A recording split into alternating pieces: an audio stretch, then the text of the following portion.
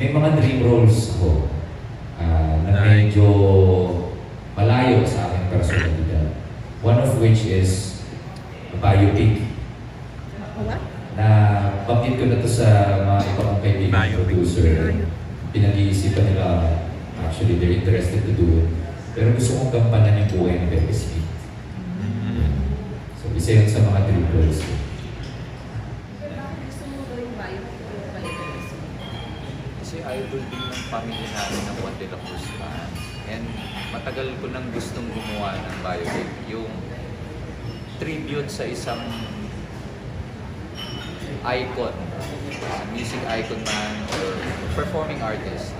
And may matinding curiosity lang ako sa buhay ni Pepe. Bukod sa Pepe din siya. Galing ba sa kay Pepe yung pangalan?